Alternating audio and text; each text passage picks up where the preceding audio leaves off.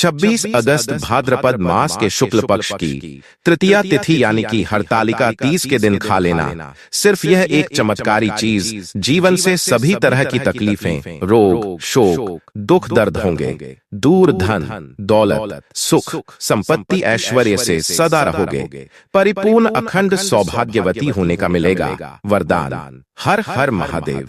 जय माता पार्वती। प्रिय भक्तों, आप सभी को एस्ट्रोकेपी की ओर से भाद्रपद मास के शुक्ल पक्ष की तृतीया तिथि यानी कि हरतालिका तीज की अनंत शुभकामनाएं एवं बधाई। भक्तों, जैसा कि हम सभी जानते ही हैं कि भाद्रपद का पावन महीना चल रहा है और इसी महीने के शुक्ल पक्ष की तृतीया तिथि पर माता पार्वती की घोर कठिन तपस्या से प्रसन्न होकर भगवान भोलेनाथ जी ने उन्हें अपनी अर्धांगिनी के रूप में स्वीकार किया था, जिसके बाद से ही सभी कुंवारी कन्याएं उत्तम वर की प्राप्ति हेतु एवं शादीशुदा महिला पति के अच्छे स्वास्थ्य के लिए इस व्रत को 24 घंटे बिना अन्न जल ग्रहण किए करती है। दोस्तों, आज के इस बेहद ही खास वीडियो में हम आपको के हरतालिका तीज पर कुछ ऐसी चीजों के बारे में बताने वाले हैं जिसे यदि आपने इस हरतालिका तीज की सुबह सरगी के वक्त ग्रहण कर लिया, पारण के समय ग्रहण कर लिया, तो यकीन मानिए दोस्तों, आपको माता पार्वती और भगवान भोलेनाथ जी की विशेष कृपा प्राप्त करने से कोई नहीं रोक सकता। लेकिन दोस्तों, यदि आपसे इस एक चीज का सेवन किया ही नहीं तो आपको व्रत को करने का कोई भी फल प्राप्त नहीं होगा। इसलिए सभी माताओं बहनों से मेरा निवेदन है कि इस अत्यंत ही महत्वपूर्ण एवं ज्ञानवर्धक वीडियो को शुरू से लेकर अंत तक पूरा बिना भगाए जरूर देखना। अपने पति के लिए, उनके अच्छे स्वास्थ्य के लिए ही सही इस वीडियो को अधूरा मत छोड़कर जाना, क्योंकि यदि इस वीडियो में बताई गई बातों उपायों में से कुछ भी आपसे मिस हो गया तो आपको इसका दुष्परिणाम भी भोगना पड़ सकता है। इसलिए निवेदन है आप सभी माताओं बहनों से कि वीडियो को अंत तक जरूर देखिएगा। भक्तों, आज हम आपको यह भी बताएंगे कि शास्त्रों के अनुसार हरितालिका तीज इस अति पावन दिन में किस सब्जी और किस फल का गलती से भी ना तो आपको और ना ही आपके पति या परिवार के अन्य किसी सदस्य को गलती से भी करना चाहिए। और यह बातें 99% हिंदू भाई बहनों को ज्ञात नहीं है।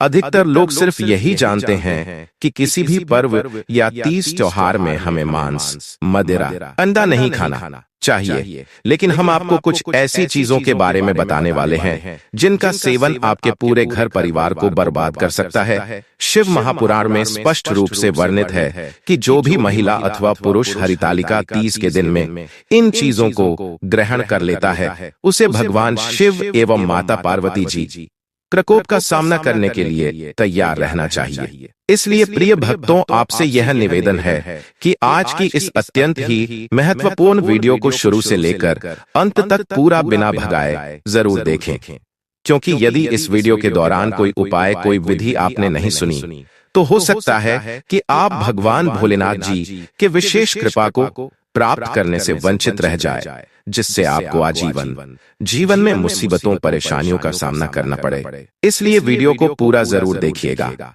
भक्तों, सावन हरतालिका तीज तिथि के महत्व एवं महिमा की बात करें तो पद्म पुराण, विष्णु पुराण और भविष्य पुराण के अनुसार यही वह शुभ दिन है जिस दिन व्रत रखकर भगवान भोलेनाथ जी और माता लक्ष्मी जी की पूजा अर्चना करने से महिला को अखंड सौभाग्य और सुख समृद्धि की प्राप्ति होती है और ऐसे लोग जीवन में सदा ही सुख भोग कर शिवलोक को जाते हैं। यह भी मान्यता है कि इस व्रत को करने के बाद प्राप्त पुण्य के प्रभाव से व्यक्ति को जीवन में किए गए सभी पापों से मुक्ति मिलती है और दरिद्रता दूर होती है। इसके साथ ही जीवन में आ रही रुकावटें दूर होती हैं और सुख समृद्धि आती है। इसलिए चाहे आप महिला हो या पुरुष, आपको इस व्रत की जानकारी तो होनी ही चाहिए। साथ ही दोस्तों, आगे हम जानेंगे इस हरतालिका तीज के दिन आपको भगवान को किस चीज का भोग लगाना चाहिए, यानी कि तीज की पूजा के दौरान आप जो भगवान श्री गणेश जी महाराज, मैया पार्वती और भगवान भोलेनाथ जी की जो प्रतिमा बनाएंगे उनके समक्ष आपको क्या भोग प्रसाद अर्पण करना है, जिससे आजीवन आपको अपने ऊपर भगवान भोलेनाथ और माता पार्वती जी की विशेष कृपा, उनका आशीर्वाद प्राप्त हो सके। साथ साथ यह गुप्त चीज खाने मात्र से जीवन में चल रही समस्त परेशानियों से व्यक्ति को सदा के लिए छुटकारा मिल जाता है। वहीं जो लोग इस दिन व्रत रखकर भगवान की पूजा करते हैं, उन्हें भी इस खास चमत्कारी चीज का भोग भगवान को जरूर लगाना चाहिए। और अगले दिन आप पारण करने के बाद प्रसाद स्वरूप इन चीजों का सेवन कर सकते हैं। साथ ही दोस्तों, हमारे रसोई घर में मौजूद रोजमर्रा में खाई जाने वाली शास्त्रों में निषेध कुछ ऐसी चीजों के बारे में भी बताऊंगा जिन्हें आपने इस दिन भूलकर भी खाना तो दूर स्पर्श भी कर लिया तो आपको सावन हरतालिका तीज पर मांस को खाने के बराबर पाप लग सकता है। इसलिए दोस्तों, अपने एवं अपने पूर्ण परिवार के उज्जवल भविष्य के लिए वीडियो को अंत तक पूरा जरूर देखकर जाना। भक्तों, सर्वप्रथम यदि हम हरितालिका तिथि के महत्व की बात करें तो भाद्रपद माह में आने वाली हरतालिका तीज का व्रत बहुत ही खास माना जाता है। अगर कोई श्रद्धा भाव से इसे करता है तो उसकी सभी इच्छाएं पूरी होती ही है। खासकर जिनके जीवन में सालों से कोई दोष चल रहा हो, निसंतानता हो या फिर नौकरी रोजगार में कोई दिक्कत का सामना करना पड़ रहा हो, जिसके प्रभाव से यदि आप अपने जीवन में लाख कोशिशों के बावजूद भी सफलता हासिल नहीं कर पा रहे है तो इस हरतालिका तीज के दिन व्रत रखकर सिर्फ इस एक चीज के सेवन से ही आपके जीवन से यह सभी दोष सदा के लिए समाप्त में ऊंचाइयों को छुएंगे। वहीं दोस्तों, जितना जरूरी है इस दिन उस गुप्त चीज को खाना उतना ही जरूरी है। इस दिन कुछ चीजों को खाने से बचना। दोस्तों, शास्त्रों में बताया आज्ञा अनुसार कुछ चीजों का सेवन करना पूर्णतः वर्जित है। इस हरतालिका तीज के दिन अगर आपने यह एक खास चीज खा ली या घर में बना ली तो आपके और आपके पूरे परिवार को भगवान श्री शिव पार्वती जी के क्रोध का सामना करना पड़ेगा। इसलिए जो मैं बताने जा रहा हूं उसे ध्यान से सुनना। भक्तों, सबसे पहले तो आप सभी ये बात जान लें कि यदि एक बार इस हरितालिका तीज के व्रत को उठा लिया गया तो फिर इस व्रत को पति के रहते बीच में छोड़ना अपशगुन माना जाता है। इसलिए किसी भी प्रकार से आपको इस व्रत को करना ही पड़ेगा। कई बार ऐसा देखा जाता है कि पति पत्नी के बीच मामूली सी कहासुनी से नाराज होकर पत्नी ये व्रत रखती ही नहीं है। लेकिन भक्तों, आपको बता दें कि ऐसा भूलकर भी नहीं करना चाहिए। भले ही नाराजगी हो, मनमुटाव हुआ हो, फिर भी कम से कम आज के दिन तो सभी महिलाओं को इस व्रत को रखना ही चाहिए। लेकिन यदि आप गर्भवती हैं या काफी ज्यादा आपकी उम्र हो गई है या तबीयत ठीक नहीं रहती तो उस स्थिति में आप व्रत को रखेंगी, लेकिन निर्जला नहीं बल्कि जल पीकर या अगर आवश्यकता है तो थोड़े से फल खाकर भी आप इस व्रत को संपूर्ण बनाएंगे। व्रत वहीं रहेगा, फल वहीं मिलेगा, बस व्रत को करने का स्वरूप बदल जाएगा। तो चलिए भक्तों, अब हम आपको बताते हैं कि हरितालिका तीज पर आपको सर्गी में किस चीज का सेवन करना है। पर उससे पहले एक लाइक जरूर कर दें। इस साल हरतालिका तीज के दिन कई अत्यंत ही दुर्लभ ग्रह नक्षत्रों का विशिष्ट योग बनने जा रहा है, जिनमें साध्य योग, ब्रह्म योग और शिववास योग शामिल है। और इन्हीं दुर्लभ ग्रह नक्षत्रों के प्रभाव से इस हरतालिका तीज तिथि सिर्फ इस एक चीज को खा लेने से व्यक्ति का भाग्य उदय होना तय है। केवल इस एक चीज का सेवन कर लेने मात्र से व्यक्ति का सोया हुआ भाग्य जाग उठता है और जीवन में सुख, ऐश्वर्य और संतान से जुड़ी सभी बाधाएं दूर हो जाती है। साथ ही हम आपको पद्म, स्कंद, विष्णु धर्मोत्तर पुराण एवं श्रीमद् भगवत के अनुसार यह भी बताएंगे कि इस पवित्र हरतालिका तीज को आपको क्या नहीं खाना चाहिए, क्योंकि मान्यता है कि जो भी व्यक्ति इस दिन भूल से भी एक विशेष वस्तु का सेवन कर लेता है उसके सभी पुण्य कर्म क्षीण हो जाते हैं और उसके जीवन में दरिद्रता, रोग, संतान, कष्ट, व्यापार विघ्न और अपयश जैसे दोष उत्पन्न हो जाते हैं। साथ ही जानेंगे कि इस सावन के पूरे महीने आपको क्या भोजन करना चाहिए, कौन से भोग भगवान को अर्पित करने चाहिए, जिससे आपके घर में पूरे वर्ष भगवान भोलेनाथ की कृपा बनी रहे और आपके जीवन से रोग, ऋण और दुर्भाग्य दूर होता रहे। लेकिन दोस्तों, आगे बढ़ने से पहले आपसे अनुरोध है कि वीडियो को लाइक अवश्य करें। अपने सभी सच्चे मित्रों से शेयर करें और कमेंट बॉक्स में जय भोलेनाथ, क्योंकि यह शब्द ही एक ऐसा मंत्र है जो माता लक्ष्मी को आपके घर की ओर आकर्षित करता है। अब आइए जानते हैं इस हरतालिका तीज पर क्या चीज है जिसका सेवन करना आपको न केवल सुख समृद्धि दिलाएगा, बल्कि आपके पुत्र सुख, संतान सुख, स्वास्थ्य, संकल्प सिद्धि और धन लाभ में वृद्धि करेगा। शास्त्रों के अनुसार इस दिन जो व्यक्ति गाय के पंचामृत का सेवन करता है उसका भाग्य प्रबल होता है। पंचामृत यानी शुद्ध देसी गाय का दूध, दही, घी, शहद और गुड़, इन 5 तत्वों से बना अमृत भगवान लड्डू गोपाल को स्नान कराकर तुलसी दल डालकर घर के सभी लोग प्रसाद रूप में ग्रहण करें। यदि स्नान भगवान भोलेनाथ को करवाया गया हो तो उस पंचामृत को हम नहीं ले सकते, क्योंकि शिवलिंग पर चढ़ी चीज गृहस्थ के लिए नहीं बल्कि सन्यासियों के लिए होती है। दूसरा, शिवलिंग पर जब कभी भी हम अभिषेक करते हैं तो वह हमारा महादेव के लिए समर्पण होता है, जिसे हमें पुनः ग्रहण नहीं करना चाहिए। ये हरितालिका तीज का दिन स्वयं श्री शिव पार्वती जी को समर्पित है, लेकिन इस दिन भगवान श्री हरि विष्णु और माता लक्ष्मी की पूजा भी अत्यंत फलदायी मानी जाती है। इस दिन जब आप भगवान श्री लक्ष्मी नारायण की पूजा करें तो ऋतु फल अर्पित करना ना भूलें, जैसे खीरा, पपीता, अमरूद, सेब इत्यादि। यदि आपके पास फल ना हो तो आप मिश्री, किशमिश या छुहारे का भोग भी प्रेम पूर्वक अर्पण कर सकते हैं। स्कंद पुराण और नारद पुराण में लिखा है, ऋतु फ्लोपहारण प्रियंते हरिकेश, अर्थात ऋतु फल अर्पित करने से यदि आप पंचरंगी फल अर्पण करना चाहे, जैसे पीला केला, लाल सेब, हरा अमरूद, संतरा और श्रीफल, नारियल, तो यह विशेष पुण्य देने वाला होता है। लेकिन ध्यान रखें कि नाशपाती का फल भगवान विष्णु या माता लक्ष्मी को अर्पण नहीं किया जाता। यह शास्त्रों में वर्जित फल माना गया है। और यदि आपके घर में लड्डू गोपाल हैं और आप रोज उन्हें भोग लगाते हैं तो हरतालिका तीज को भूलकर भी गाजर, लाल मसूर की दाल, प्याज, लहसुन से बनी वस्तुएं भोग में न चढ़ाएं।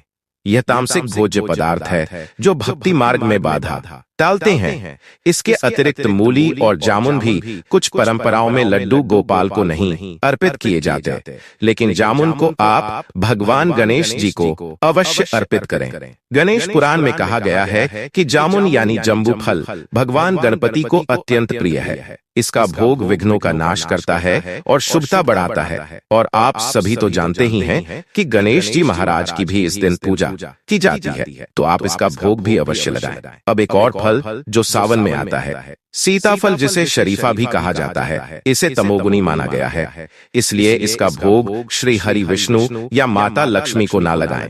लेकिन व्रत के समय इसका सेवन व्यक्ति स्वयं कर सकता है। इसके बाद आप मखाने की खीर बनाकर भगवान श्री लक्ष्मी नारायण को अर्पित करें। मखाना जल तत्व से उत्पन्न होता है, जैसे माता लक्ष्मी समुद्र से उत्पन्न हुई थी, इसलिए यह भोग अत्यंत प्रिय और सौभाग्यवर्धक माना गया है। यदि गन्ना उपलब्ध हो तो श्री हरि विष्णु को अर्पित करें, अन्यथा आप गुड़ और चने की दाल का भोग भी अर्पण कर सकते हैं। इस दिन सुबह उठकर भगवान गणेश जी को दूर्वा घास अर्पित करना ना भूले। 21 दूर्वा लेकर अर्पित करें और फिर उसे प्रसाद रूप में ग्रहण करें। इससे दरिद्रता और धन हानि के दोष समाप्त होते हैं। और यदि आपके जीवन में ग्रह दोष चल रहे हैं तो इस हरतालिका तीज को माता लक्ष्मी को केसर युक्त साबूदाने की खीर अर्पित करें। इस उपाय से आपकी कुंडली के दोष भी शांत हो सकते हैं और भाग्य का बंद द्वार भी खुल सकता है। अब बात करते हैं उन चीजों की जिन्हें सावन के इस पवित्र हरतालिका तीज को भूलकर भी नहीं खाना चाहिए। प्याज, लहसुन, मांसाहार, अंडा, तामसिक भोजन पूरी तरह वर्जित है। शास्त्रों में वर्णन है कि प्याज, लहसुन राहु केतु के रक्त से उत्पन्न हुए हैं और इनमें अत्यंत तमोगुण होता है। यह भोजन भक्ति के मार्ग में रूढ़ा बनते हैं। शास्त्रों में कहा गया है, अशुद्ध तामसन त्याज्य हरि पूजा। निषेधकम अर्थात अशुद्ध और तामसिक भोजन भगवान की पूजा में निषेध है। इसलिए इस दिन सात्विक भोजन बनाएं और वही अर्पित करें जो शुद्ध चूल्हे और पवित्र पात्रों में बना हो। जहां कभी मांसाहार बना हो वहां से बना भोजन भगवान को अर्पण नहीं किया जाता। चलिए दोस्तों, अब हम आपको बताते हैं कि सरगी पर आपको क्या खाना चाहिए और क्या नहीं। भक्तों, सरगी को लेकर शास्त्रों और परंपराओं में स्पष्ट निर्देश है कि इसमें क्या खाना चाहिए और किन चीजों से सख्ती से बचना चाहिए, ताकि व्रत सफलतापूर्वक पूरा हो और किसी प्रकार की असुविधा न हो। सरगी में सबसे पहले सात्विकता का ध्यान रखना आवश्यक है। सुबह ब्रह्म मुहूर्त में स्नानादि कर शुद्ध होकर देवी देवताओं का स्मरण करने के बाद सरगी करनी चाहिए। इस समय मौसमी फल जैसे सेब, केला, अंगूर, अनार, पपीता, अमरूद या मौसमी फल अत्यंत शुभ माने जाते हैं। ये फल शरीर में जल की कमी को पूरा करते हैं और पूरे दिन निर्जला रहने की शक्ति प्रदान करते हैं। यदि घर में नारियल उपलब्ध हो तो उसका पानी या गिरी का सेवन भी किया जा सकता है, क्योंकि नारियल का संबंध पवित्रता और शक्ति से जोड़ा जाता है। दूध से बनी चीजें सरगी का मुख्य भाग मानी जाती हैं। ताजे दूध का एक गिलास, दूध से बनी खीर या फलों के साथ दही का सेवन बेहद लाभकारी माना गया है। दही खाने से शरीर को ठंडक मिलती है और खीर या दूध में शक्कर डालकर लेने से शरीर में तुरंत ऊर्जा उत्पन्न होती है। मेवे और सूखे फल जैसे बादाम, काजू, किशमिश, अखरोट या मखाने भी सरगी में शामिल किए जाते हैं, क्योंकि ये न केवल पौष्टिक होते हैं बल्कि लंबे समय तक भूख नहीं लगने देते। हलवा, सेवई या पंजीरी जैसे घर में बने सात्विक व्यंजन भी सरगी में रखे जाते हैं, ताकि पेट भरा रहे और स्वाद भी बना रहे। कई घरों में परंपरा अनुसार सास अपनी बहू को सरगी देती है, जिसमें मिठाइयाँ, फल, सूखे मेवे, चूड़ियाँ और श्रृंगार का सामान शामिल होता है। यह केवल भोजन नहीं बल्कि आशीर्वाद और शुभकामनाओं का प्रतीक माना जाता है। अब बात करें उन चीजों की जिन्हें सरगी में नहीं खाना चाहिए। सबसे पहले तो मांसाहार, अंडा, लहसुन और प्याज का प्रयोग सख्ती से वर्जित है, क्योंकि तीज का व्रत सात्विक आचरण के साथ ही मान्य है। इसके अलावा तली भुनी चीजें जैसे पकौड़े, पराठे, पूड़ी, समोसे या अत्यधिक घी और तेल से बने व्यंजन नहीं खाने चाहिए, क्योंकि ये भारी भोजन प्यास और थकान को बढ़ा देते हैं और पूरे दिन निर्जला व्रत निभाना कठिन हो सकता है। कई महिलाएं सरगी में चाय या कॉफी भी ले लेती हैं, लेकिन वास्तव में यह उचित नहीं है, क्योंकि यह शरीर को डिहाइड्रेट करता है और व्रत के दौरान प्यास को और बढ़ा देता है। अत्यधिक मसालेदार या गरिष्ठ भोजन भी पाचन तंत्र पर बोझ डालता है और व्रत के दौरान असुविधा पैदा करता है। धार्मिक दृष्टि से भी माना गया है कि सरगी जितनी सरल और सात्विक होगी, उतना ही व्रत का फल अधिक मिलेगा। माता पार्वती ने स्वयं तपस्या कर भगवान शिव को प्राप्त किया था और उन्होंने कभी विलासिता से युक्त भोजन ग्रहण नहीं किया, बल्कि साधारण और शुद्ध आहार को ही सर्वोपरि माना। इसीलिए व्रती स्त्रियों को भी सरगी में पवित्र, स्वच्छ और हल्का आहार लेना चाहिए। साथ ही इस दिन जिस पति के लिए महिला ये उपवास कर रही हो, वो भी इस दिन ब्रोकली और मशरूम का सेवन हरगिज ना करें, क्योंकि इनकी की उत्पत्ति गंध और नमी वाले स्थानों से होती है, जो रजतम ऊर्जा को बढ़ाते हैं। वहीं दोस्तों, इस दिन व्रती स्त्रियां पूरे दिन निर्जल उपवास रखती हैं और संध्या के समय पूजा के दौरान भगवान को थाल सजाकर अर्पित करती हैं। इस थाल में रखे जाने वाले भोग केवल स्वाद या परंपरा के लिए नहीं होते, बल्कि उनके पीछे गहरा धार्मिक और आध्यात्मिक महत्व छिपा होता है। भोग की थाली में सबसे पहले शुद्ध सात्विकता का ध्यान रखा जाता है। इसमें मौसमी फल अवश्य रखे जाते हैं, जैसे सेब, केला, अनार, अमरूद, मौसमी, अंगूर और नारियल। फल पवित्रता के प्रतीक हैं और भगवान को फल अर्पित करने से जीवन में संतुलन और मिठास आती है। नारियल को विशेष रूप से शुभ माना गया है, क्योंकि यह शुद्धता और समर्पण का प्रतीक है। फलों के साथ साथ थाली में मिठाई का भी विशेष स्थान होता है। दूध से बनी मिठाइयाँ जैसे खीर, पायस, रसगुल्ला, लड्डू, पेड़ा या सेवई भगवान शिव और माता पार्वती को अर्पित की जाती हैं।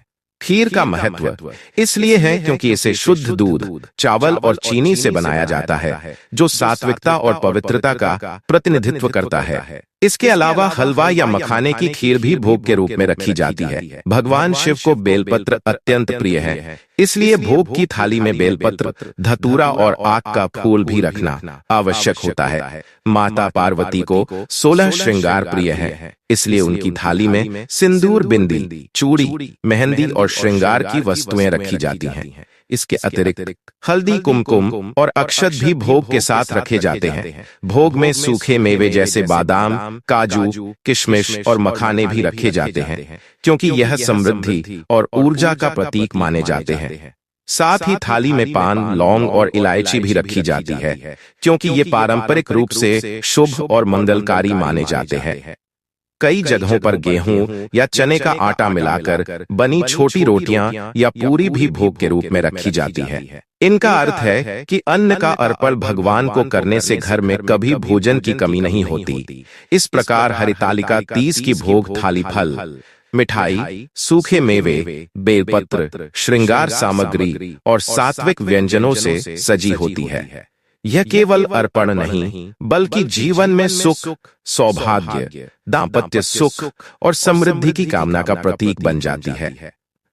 व्रत का समापन, जिसे पारण कहा जाता है, वह अगले दिन प्रातःकाल किया जाता है। पारण का अर्थ है उपवास तोड़ना और भोजन ग्रहण करना, लेकिन यह केवल साधारण खाने पीने से नहीं होता, बल्कि इसमें धार्मिक विधि और शुद्ध आचरण का पालन करना होता है। पारण का सही ढंग से होना उतना ही आवश्यक है जितना व्रत का नियम पूर्वक पालन करना। हरितालिका तीज का व्रत संपूर्ण रात्रि जागरण और शिव पार्वती पूजन के बाद संपन्न होता है। व्रती स्त्रियां भक्ति भाव से रात भर भगवान शिव, माता पार्वती और भगवान गणेश का ध्यान करती हैं। अगली सुबह ब्रह्म मुहूर्त में उठकर स्नान करने के बाद पुनः भगवान का पूजन किया जाता है और उसके बाद पारण की प्रक्रिया प्रारंभ होती है। पारण से पहले व्रती को यह संकल्प करना चाहिए कि उसने नियम पूर्वक व्रत पूरा किया और अब देवी देवताओं की अनुमति से अन्न और जल ग्रहण करेगी। पारण की शुरुआत भगवान शिव और माता पार्वती को पुनः भोग अर्पित करने से होती है। थाली में फल, खीर, पूड़ी, हलवा, दूध या घर का बना कोई सात्विक व्यंजन रखा जाता है। सबसे पहले जल अर्पित करके माता पिता तुल्य भगवान शिव और माता पार्वती से आशीर्वाद लिया जाता है कि व्रत सफल रहा और परिवार में सुख समृद्धि बनी रहे। इसके बाद हाथ जोड़कर प्रार्थना की जाती है और प्रसाद ग्रहण करने के बाद ही व्रती को अन्न और जल लेना चाहिए। पारण के समय यह ध्यान रखना जरूरी है कि सबसे पहले जल का सेवन किया जाए, क्योंकि व्रत निर्जल होता है और पूरे दिन तथा रात शरीर को पानी नहीं मिला होता। जल पीकर शरीर को राहत मिलती है और फिर फलों या हल्के सात्विक भोजन से व्रत खोला जाता है। परंपरा के अनुसार पारण में फल, दूध, दही, खीर, मखाने, मीठा या हल्का घर का बना भोजन लिया जाता है। तैलीय, मसालेदार या बाहर का भोजन तुरंत नहीं खाना चाहिए, क्योंकि इससे स्वास्थ्य पर विपरीत असर पड़ सकता है। धीरे धीरे और संयमित तरीके से भोजन करना ही सबसे सही माना गया है। धार्मिक दृष्टि से यह भी मान्यता है कि पारण केवल व्रती स्त्री के लिए ही नहीं होता, बल्कि कई घरों में इस अवसर पर ब्राह्मणों को भोजन कराना और दान देना भी आवश्यक समझा जाता है। वस्त्र, हल, अनाज और दक्षिणा दान करके फिर व्रत का समापन करना सर्वोत्तम माना गया है। इस प्रकार हरितालिका तीज का पारण केवल व्रत तोड़ने की प्रक्रिया नहीं है, बल्कि यह भगवान शिव और माता पार्वती के प्रति आभार व्यक्त करने का अवसर है। व्रती को यह अनुभव कराना कि उसने भक्ति, संयम और तपस्या से एक दिन और रात पूर्ण की और अब वह देव कृपा से पुनः सामान्य जीवन की ओर लौट रही है। इसलिए पारण करते समय मन, वचन और आचरण से पवित्र रहना, सात्विक भोजन करना और भगवान को स्मरण करते हुए अन्न जल ग्रहण करना ही इस व्रत की पूर्णता का संकेत है। मान्यता है कि इस व्रत को करने से अखंड सौभाग्य, दाम्पत्य सुख और मनचाहा वर प्राप्त होता है। लेकिन शास्त्रों में स्पष्ट कहा गया है कि यदि इस दिन कुछ विशेष नियमों की अवहेलना की जाए तो व्रत का पूरा फल नहीं मिलता और कई बार अनजाने में अशुभ परिणाम भी सामने आ सकते हैं। इसलिए आइए एक एक करके उन गलतियों को गहराई से समझते हैं जिनसे महिलाओं को हरतालिका तीज पर बचना चाहिए। सबसे पहली और प्रमुख बात यह है कि यह व्रत निर्जल और निराहार होता है, यानी इस दिन व्रती महिला न तो अन्न ग्रहण करती है और न ही जल पीती है। शास्त्रों में लिखा है कि माता पार्वती ने भगवान शिव को पाने के लिए घोर तपस्या की थी और उन्होंने भूख प्यास की परवाह किए बिना वर्षों तक कठिन उपवास किया था। इसीलिए इस व्रत को कठोर माना गया है। कई बार महिलाएं व्रत की कठिनाई देखकर बीच में पानी पी लेती हैं या फलाहार कर लेती हैं, लेकिन ऐसा करने से व्रत खंडित हो जाता है, जिसका कि दुष्परिणाम भी आपको अपने जीवन में भुगतना पड़ेगा। इस व्रत का सबसे बड़ा संदेश ही यही है कि तपस्या और संयम से ही हमें सच्चा फल प्राप्त होता है। इसलिए व्रती महिला को पहले से ही मानसिक और शारीरिक तैयारी करनी चाहिए कि पूरे दिन न तो भोजन करना है और न ही पानी पीना है। पर यदि स्त्री गर्भवती हो या बच्चों को स्तनपान करवाती हो तो ऐसी स्त्री व्रत के दौरान स्थिति बिगड़ने पर पशु बनकर, यानी कि गले में गमछा लपेटकर चार पैरों के सहारे पानी पी सकती है। ऐसे में आपका व्रत भी खंडित नहीं होगा और आपकी प्रयास भी बुझ जाएगी, लेकिन ये कार्य आपको विशेष परिस्थिति में ही करना है, नहीं तो व्रत पूरा नहीं माना जाएगा। दूसरी बात यह है कि इस दिन महिलाओं को अपने आचरण और वाणी पर विशेष ध्यान रखना चाहिए। यह व्रत केवल बाहरी रूप से उपवास करने तक सीमित नहीं है, बल्कि इसका संबंध भीतर की शुद्धि से भी है। शास्त्रों में वर्णन मिलता है कि यदि कोई व्यक्ति व्रत तो करता है, लेकिन उसका आचरण झूठ, निंदा, क्रोध या कटु वचन से भरा होता है, तो वह व्रत निष्फल हो जाता है। इसलिए हरतालिका तीज पर महिलाओं को चाहिए कि वे झूठ न बोलें, दूसरों की बुराई न करें और क्रोध से बचें। यह दिन मन और वाणी दोनों को पवित्र बनाने का अवसर है। तीसरी महत्वपूर्ण बात श्रृंगार और वस्त्रों से जुड़ी है। हरतालिका तीज का व्रत विशेष रूप से सुहागिन महिलाओं के लिए अखंड सौभाग्य का पर्व है। इसलिए इस दिन लाल, पीला और हरा जैसे शुभ रंगों का महत्व है। महिलाएं जब श्रृंगार करती हैं तो यह केवल बाहरी सजावट नहीं होती, बल्कि यह माता पार्वती के आशीर्वाद का प्रतीक है। लेकिन शास्त्रों में यह भी कहा गया है कि इस दिन काले या सफेद वस्त्र पहनना अशुभ माना जाता है, क्योंकि सफेद रंग शोक और काला रंग नकारात्मकता का प्रतीक है। कई बार महिलाएं फैशन के चक्कर में आकर इन रंगों का चुनाव कर लेती हैं, लेकिन ऐसा करना व्रत की पवित्रता को प्रभावित कर सकता है। चौथी बात पूजा से संबंधित है। हरतालिका तीज की पूजा में भगवान शिव, माता पार्वती और गणेश जी की विधिवत आराधना का महत्व है। व्रती महिला को सुबह से ही स्नान कर शुद्ध वस्त्र धारण करना चाहिए और पूजा स्थल को स्वच्छ करके वहां मंडप बनाना चाहिए। प्रतिमाएं या चित्र स्थापित करके बेलपत्र, धतूरा, चंदन, फल, फूल और श्रृंगार सामग्री अर्पित करनी चाहिए। माता पार्वती को सुहाग की वस्तुएं अर्पित करना और भगवान शिव को बेलपत्र अर्पित करना इस दिन विशेष फलदायी माना गया है। गलती यह होती है कि कई बार महिलाएं बिना पूरी सामग्री जुटाए पूजा कर लेती हैं या लापरवाही से पूजा कर डालती हैं। शास्त्रों के अनुसार अधूरी पूजा करने से उसका फल भी अधूरा ही मिलता है। इसलिए भक्तों, जितनी भी सामग्रियां पूजा में लगती हो वो सभी आप जरूर रखें। पांचवी गलती जो नहीं करनी चाहिए वह है पूजा और व्रत के बाद आराम करना और जागरण की अनदेखी करना। हरतालिका तीज पर रात भर जागरण और भजन कीर्तन का बहुत महत्व है। मान्यता है कि माता पार्वती ने भगवान शिव की आराधना में पूरी रात भक्ति में बिताई थी। इसलिए जो महिलाएं जागरण करती हैं उन्हें विशेष पुण्य की प्राप्ति होती है, लेकिन कई बार थकान या आलस्य के कारण व्रती रात को सो जाती हैं। यह पूजा और व्रत के फल को कम कर देता है। जागरण करने से मानसिक शुद्धि बढ़ती है और भगवान की कृपा भी कई गुना अधिक मिलती है। छठी बात यह है कि व्रती महिला को अपने पति या परिवारजनों के प्रति आदर बनाए रखना चाहिए। हरतालिका तीज का व्रत मुख्य रूप से पति की लंबी आयु और अखंड सौभाग्य की कामना के लिए किया जाता है। यदि इस दिन महिला अनजाने में भी पति से कटु वचन बोल दे या परिवार के किसी सदस्य का अपमान कर दे तो यह व्रत की भावना के विपरीत माना जाता है, क्योंकि बिना बड़ों के आशीर्वाद के कोई भी शुभ मांगलिक कार्य संपन्न नहीं माना जाता।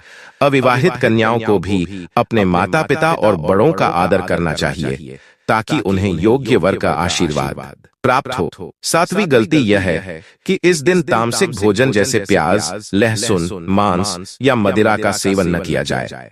न केवल व्रती को बल्कि परिवार के अन्य सदस्यों को भी इस दिन तामसिक आहार से बचना चाहिए, क्योंकि पूजा और व्रत का वातावरण सात्विक और पवित्र होना चाहिए। यदि घर में ही अशुद्ध भोजन बन रहा हो तो वातावरण की शुद्धता प्रभावित होती है और व्रत का फल कम हो जाता है। आठवीं बात यह है कि व्रत समाप्त होने के बाद दान पुण्य अवश्य करना चाहिए। शास्त्रों में कहा गया है कि बिना दान के कोई भी व्रत पूर्ण नहीं माना जाता। हरतालिका 30 पर विशेष रूप से सुहागिन स्त्रियों को श्रृंगार सामग्री, वस्त्र और फल अर्पित करना चाहिए और ब्राह्मणों को भोजन कराना चाहिए। कई बार महिलाएं पूजा करके अपने कार्यों में लग जाती हैं और दान पुण्य को भूल जाती हैं, लेकिन यह एक बड़ी भूल है। दान करने से व्रत का पुण्य कई गुना बढ़ जाता है। हरितालिका 30 का व्रत स्त्रियों के लिए सौभाग्य और दाम्पत्य जीवन की स्थिरता का सबसे पवित्र पर्व माना जाता है। इस दिन पत्नी अपने पति की लंबी उम्र, अच्छे स्वास्थ्य और घर परिवार की समृद्धि के लिए कठोर तप करती है। शास्त्रों और पुराणों में कहा गया है कि माता पार्वती ने कठोर व्रत और तपस्या करके भगवान शिव को पति रूप में प्राप्त किया था। तभी से यह व्रत स्त्रियों द्वारा परंपरा स्वरूप निभाया जाने लगा। यह केवल एक धार्मिक अनुष्ठान नहीं, बल्कि स्त्री के समर्पण, प्रेम और तप का प्रतीक है, जो वह अपने पति की मंगल कामना के लिए करती है। सुबह प्रातः काल जब सूर्योदय होता है, पत्नी स्नान करके शुद्ध वस्त्र धारण करती है। फिर वह निर्जल व्रत का संकल्प लेकर यह प्रण करती है कि पूरे दिन वह अन्न और जल का त्याग कर अपने पति की दीर्घायु और अच्छे स्वास्थ्य की प्रार्थना करेगी। माना जाता है कि इस दिन व्रती स्त्री के तप की शक्ति इतनी प्रबल होती है कि भगवान शिव और माता पार्वती तुरंत प्रसन्न होकर उसके पति के जीवन को हर संकट से बचाते हैं। पूरे दिन पत्नी को संयम, धैर्य और शांति के साथ भगवान शिव और माता पार्वती का ध्यान करना चाहिए। इस दिन वह मन ही मन ओम नमः शिवाय और ओम उमापतिये नमः मंत्रों का जाप करती रहे। यह जाप पति पत्नी के रिश्ते को और अधिक मधुर व मजबूत बनाता है और दाम्पत्य जीवन को शिव पार्वती जैसा अटूट बंधन प्रदान करता है। शाम के समय जब पूजन का शुभ मुहूर्त होता है, पत्नी मिट्टी या बालू से भगवान शिव, माता पार्वती और गणेश जी की प्रतिमा बनाती है और पूरे विधि विधान से उनकी पूजा करती है। इस पूजन में बेलपत्र, गंगाजल, धतूरा, आक का फूल और सुहाग की वस्तुएं अर्पित की जाती है। पत्नी मन से यह प्रार्थना करती है कि उसके पति का जीवन निरोगी और दीर्घायु हो, परिवार में सुख शांति बनी रहे और हर संकट से रक्षा हो। पूजन के बाद हरितालिका 30 की कथा सुनना और सुनाना अत्यंत आवश्यक है। इसमें बताया जाता है कि किस प्रकार माता पार्वती ने घोर तपस्या करके भगवान शिव को प्राप्त किया और कैसे उनका विवाह हुआ। इस कथा को सुनने और श्रद्धा से ग्रहण करने से पत्नी के व्रत का प्रभाव कई गुना बढ़ जाता है और पति के जीवन में खुशहाली और स्वास्थ्य स्थिर होता है। इस दिन पत्नी को विशेष रूप से अपने वचनों और व्यवहार का ध्यान रखना चाहिए। कटु वचन, क्रोध, आलस्य और नकारात्मक विचार इस व्रत के प्रभाव को कम कर देते हैं। इसलिए पत्नी को मन, वचन और कर्म से पवित्रता रखनी चाहिए और अपने पति के प्रति पूरे प्रेम और आदर से मंगल कामना करनी चाहिए। अगली सुबह पारण के समय पत्नी भगवान शिव पार्वती को भोग अर्पित करती है और फिर जल या फल से व्रत का समापन करती है। प्रथा यह है कि वह पति को भी जल या फल अर्पित करे और उनके दीर्घायु व अच्छे स्वास्थ्य के लिए माता पार्वती से आशीर्वाद मांगे। इस समय पति पत्नी दोनों के बीच का प्रेम और आस्था और अधिक गहरी हो जाती है। हरितालिका 30 का महत्व केवल बाहरी विधियों में नहीं, बल्कि पत्नी के सच्चे मन की भावना में है। जब पत्नी निस्वार्थ भाव से अपने पति की भलाई के लिए तप करती है, तो उसका यह व्रत शिव पार्वती की कृपा से अवश्य सफल होता है। कहा भी गया है कि इस व्रत से पति की उम्र लंबी होती है, उसका स्वास्थ्य उत्तम रहता है और परिवार में सुख, सौभाग्य तथा समृद्धि का वास होता है। हरितालिका 30 का व्रत बहुत ही कठोर और नियमों वाला माना जाता है। इस दिन व्रती स्त्री निर्जल रहती है, यानी अन्न और जल दोनों का त्याग करती है। शास्त्रों में स्पष्ट कहा गया है कि इस दिन खाने पीने में छोटी सी चूक भी व्रत को अपूर्ण कर देती है और उसका पुण्य घट जाता है। सबसे पहले अन्न और जल तो बिल्कुल वर्जित है। व्रत का मूल भाव ही यह है कि स्त्री तप करके माता पार्वती की भांति अपने पति के सौभाग्य और लंबी उम्र के लिए शक्ति अर्जित करे। यदि इस दिन कोई स्त्री अन्न या जल का सेवन कर ले तो उसका व्रत अधूरा माना जाता है और पुण्य की जगह दोष लगता है। नमक और तली भुनी वस्तुएं इस दिन वर्जित कही गई हैं। नमक खाने से व्रत की शुद्धि भंग हो जाती है और तप की ऊर्जा क्षीण होती है। ऐसा करने से पति की दीर्घायु की कामना कमजोर पड़ जाती है और इसे शास्त्रों में अशुभ माना गया है। मांसाहार, प्याज, लहसुन और मदिरा जैसी तामसिक वस्तुएं इस दिन किसी भी रूप में नहीं खानी चाहिए। इनका सेवन करने से व्रत पर कलंक लगता है और शिव पार्वती की कृपा प्राप्त नहीं होती। यह भी कहा गया है कि ऐसे आचरण से दाम्पत्य जीवन में कलह और अशांति का दोष उत्पन्न होता है। फल या दूध का सेवन भी इस दिन नहीं किया जाना चाहिए क्योंकि हरितालिका तीज का व्रत निराहार माना गया है। हाँ, अगले दिन पारण के समय ही फलाहार या सात्विक भोजन ग्रहण करना उचित है। यदि कोई स्त्री अज्ञानवश या असावधानी से इन वस्तुओं का सेवन कर लेती है तो उसका व्रत अधूरा रह जाता है और इसका दोष यह है कि उसके तप का पुण्य क्षीण हो जाता है। इसे व्रत भंग दोष कहा गया है। शास्त्रों में इसका परिणाम यह बताया गया है कि व्रत का फल प्राप्त नहीं होता और दाम्पत्य जीवन में आने वाले संकटों से रक्षा भी नहीं हो पाती। हरितालिका तीज का वास्तविक भाव यही है कि स्त्री एक दिन के लिए अपने शरीर की इच्छा को पूरी तरह त्याग कर केवल अपने पति की लंबी उम्र और अच्छे स्वास्थ्य के लिए तपस्या करती है। यही त्याग उसे माता पार्वती का आशीर्वाद दिलाता है। वहीं दोस्तों, हरितालिका तीज को सामान्यतः स्त्रियों का व्रत माना जाता है, लेकिन यह केवल स्त्रियों का ही पर्व नहीं है। वास्तव में यह पति पत्नी दोनों के बीच समर्पण, प्रेम और सौहार्द का पर्व है। जब पत्नी अपने पति की लंबी उम्र और अच्छे स्वास्थ्य के लिए कठोर निर्जल व्रत करती है, तब पति का भी यह कर्तव्य बनता है कि वह उसकी तपस्या का सम्मान करे और उसके लिए अपनी ओर से विशेष मंगल कामनाएं करे। पति को इस दिन सबसे पहले प्रातःकाल स्नान कर स्वच्छ और पवित्र वस्त्र धारण करना चाहिए और भगवान शिव पार्वती की आराधना में पत्नी के साथ सम्मिलित होना चाहिए। जब पत्नी व्रत का संकल्प ले रही हो तब पति को उसके हाथों में पुष्प या अक्षत रखकर यह प्रार्थना करनी चाहिए कि उसका यह व्रत सफल हो और उसके जीवन में कभी भी दुख या संकट न आए। पूजा के समय पति को अपनी पत्नी के लिए भगवान शिव पार्वती से आशीर्वाद मांगना चाहिए। शिवलिंग पर जल, बेलपत्र और गंगाजल अर्पित करते हुए मन ही मन यह कहना चाहिए कि मेरी पत्नी को उत्तम स्वास्थ्य, दीर्घायु और अखंड सौभाग्य मिले। जब पति स्वयं भी यह प्रार्थना करता है तो उसका संकल्प पत्नी के व्रत की शक्ति को कई गुना बढ़ा देता है। संध्या के समय जब पत्नी पूजा कर रही हो तब पति को भी उसके साथ बैठकर मंत्र जाप करना चाहिए। विशेषकर ओम नमः शिवाय और महामृत्युंजय मंत्र का जप पति द्वारा किया जाए तो यह पत्नी के जीवन में निरोगी काया, सौंदर्य और लंबी आयु का आशीर्वाद देता है।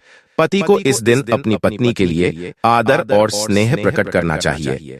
उसे कोई छोटा सा उपहार, श्रृंगार सामग्री या लाल चुनरी अर्पित करनी चाहिए। यह प्रतीक है कि वह उसकी तपस्या को समझता है और उसका सम्मान करता है।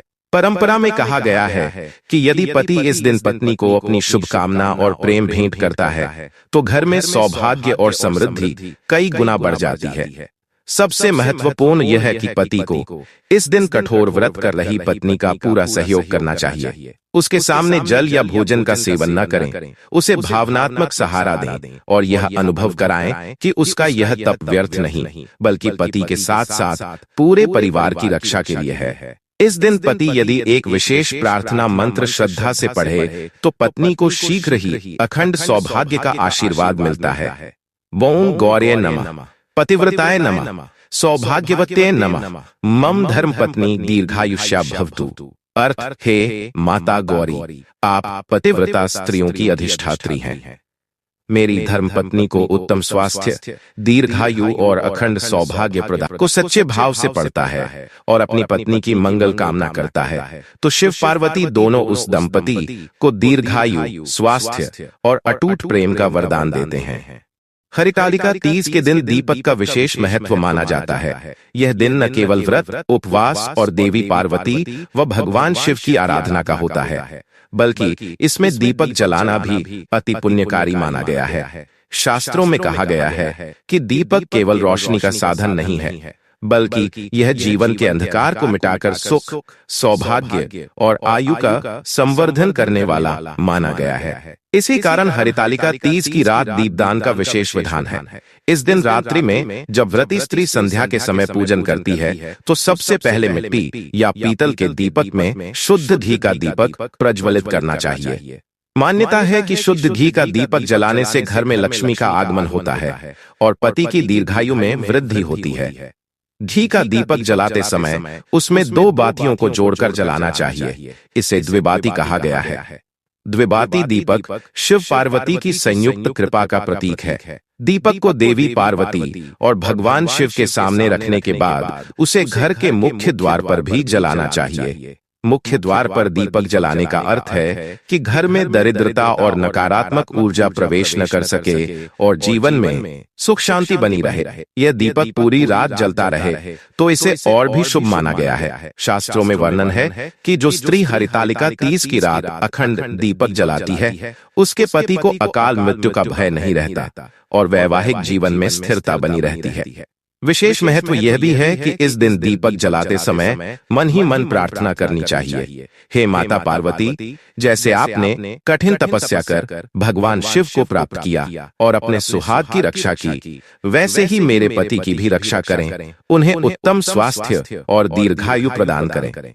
एक और विशेष उपाय यह बताया गया है कि तांबे के दीपक में तिल के तेल का दीपक जलाकर शिवलिंग के सामने रखना चाहिए। तिल का तेल पापों को नष्ट करने वाला और बुरी शक्तियों को दूर करने वाला माना गया है। शिवलिंग के सामने तिल का तेल का दीपक जलाने से वैवाहिक जीवन में आई बाधाएं दूर होती हैं और दांपत्य में मधुरता बनी रहती है।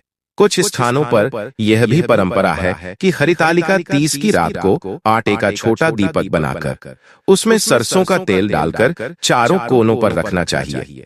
इसे घर की सुरक्षा का प्रतीक माना जाता है और इससे अनिष्टकारी शक्तियों का नाश होता है। दीपक के इस छोटे से उपाय से ही व्रती स्त्री के मन में एक अद्भुत शांति और विश्वास का भाव जागृत होता है। ऐसा विश्वास है कि दीपक की ज्योति पार्वती माता के आशीर्वाद का प्रतीक बनकर पति के जीवन में सुख, समृद्धि और स्वास्थ्य को स्थायी बना देती है।